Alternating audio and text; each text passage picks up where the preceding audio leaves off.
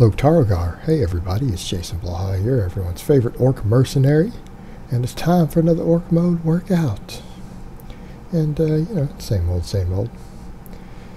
Scale was back up a small amount, but you know, that's normal right now. It's kind of like I'll get a week of swooshing, then it'll go back up for a few days. It'll go up 1.5 pounds, maybe 2 pounds, and it'll drop back down. It's all good. But I'm back up in the 225s at the moment. And hoping that the next day or two it'll drop back down. Probably because I ate a little more fruit, a little less nuts yesterday. So maybe a little bit of my muscle glycogen came back. Because, you know, you can lose some of that with the training if you're not getting enough carbs. You're burning a lot of protein like I'm doing. So, you know, not worried about it. General downward trend, though, and that's what we're looking for. I decided today on some of my stuff like my benching. I've noticed those heavy singles, man, they are really getting to me when I'm cutting. So I decided to do my back off work twice instead of the heavy single, then the back off work. And I don't know how much of that I'll stick with. The main thing I'm trying to do at this point, though, is to stay in the 1 to 5 rep range. Most of my exercises need at least a 5 rep set somewhere in there, right? They need that. Be a real good idea. But I feel like for now, I want to keep the heavy squat in. I feel like I need a relatively heavy single on the squat every day. And there's my dog. There's Nova right in the middle of everything. Let's see what he does. I haven't even seen this footage yet. He don't care that I'm squatting. He's just like, psh, nothing. He's like, that's lightweight. That's exactly what he was like. That's lightweight, man. I don't know what you think you're doing. But, I bumped the weight up a hair today on the back off work on the squats because I'm like, well, even if the singles feel fairly heavy, if I get stronger on the 5 rep sets, that'll translate over to the singles eventually. Get a little hypertrophic response from that. Win that there hypertrophy. Everybody chasing that trophy. So yeah, again, squats, I'm going to keep them what I'm doing for now, but I feel like the benching, it just kind of beats me up right now, cutting to hit that heavy single every day. You know, it really does. So I just felt like I needed to change it just slightly. And I'm still staying true to my idea of staying in mostly the 1 to 5 rep range. Trying to stay true to that. That's why for the pull-ups and the dips and everything, I've added weight to kind of get them down into that rep range I want to be at, because at the end of the day, I am about strength. I am about strength, performance, all of that. And I do want to keep a heavy weight on the bar, or on my body, I guess. If you want to think about the weighted body weight exercises.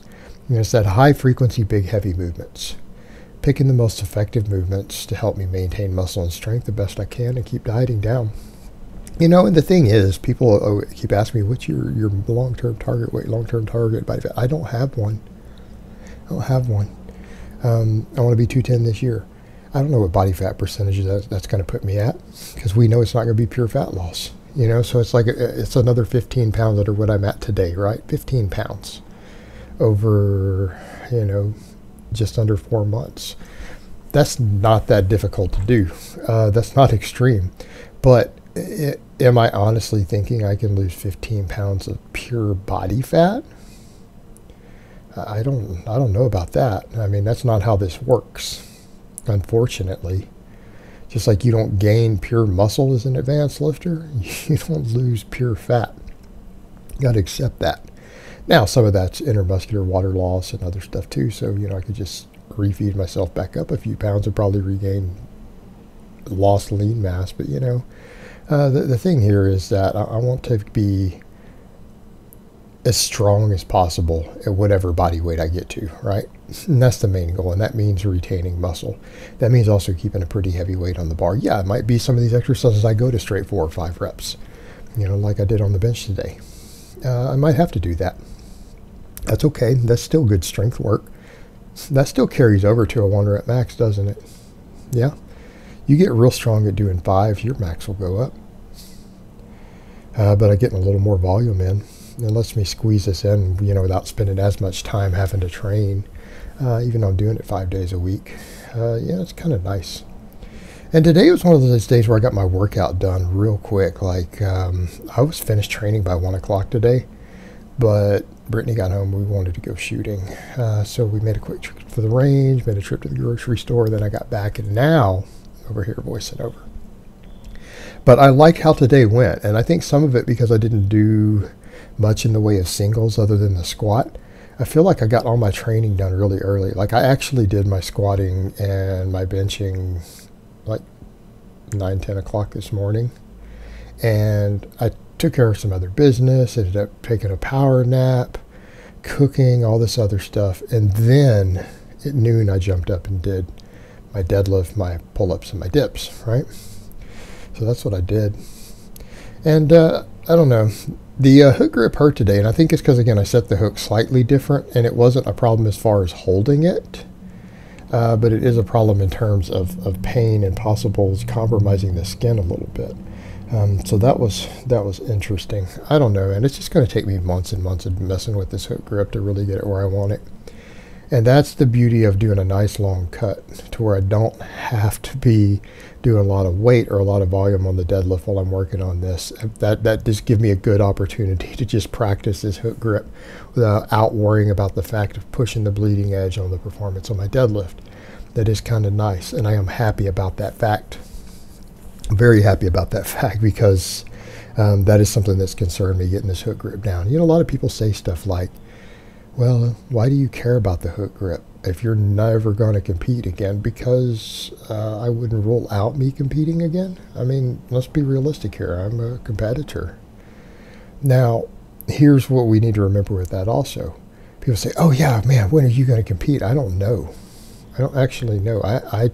You guys need to think about it this way. Number one, I'm not going to stay where I live forever. All right?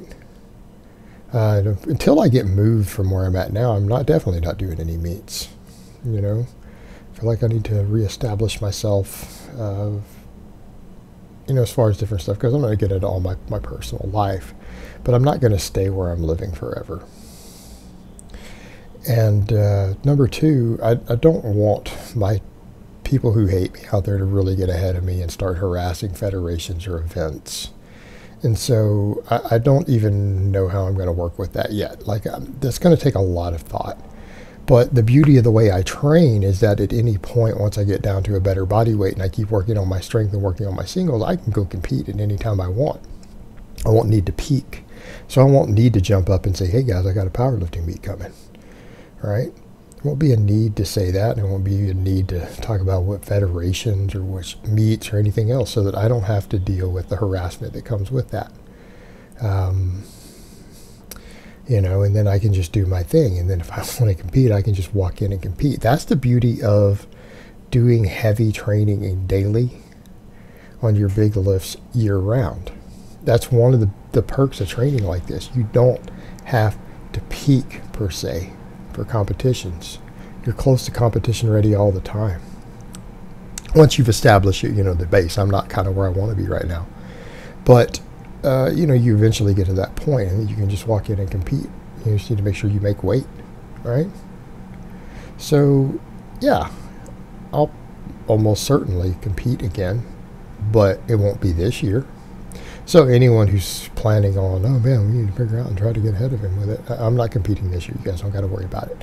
And that's one of those where you guys won't be, I'm not lying. I'm not like throwing people off. Trust me. You guys will see when we get to the end of the year, and I still haven't done a powerlifting meet that I was serious. Does that mean I'll compete next year? I actually don't know yet. You know, I've got a lot of things to think about between now and then. How about I just keep getting stronger, and I keep getting leaner, and I'll worry about doing meets if something comes up when I decide, okay, I'm ready to compete again. But, you know, kind of the point with the whole hook grip thing, I care about it because I will eventually compete again. It may not be next year. Hell, it might not be the year after. But I will eventually compete again. I will eventually compete again. So I really need to get that sorted out. I need to keep it sorted out. These dips were tough today, but I got them done. I got them done. Yeah, they were hard. I think I only did 4 with that today. It's like, man, I was just feeling it. I was feeling it. And then I went and shot a bunch of 45 afterwards. Like, as soon as I finished the dips, I took a quick shower and we ran to the shooting range. So I definitely noticed it, but it wasn't bad. I shot okay today anyways. So I hope it has been informative. and I will talk to you guys next time.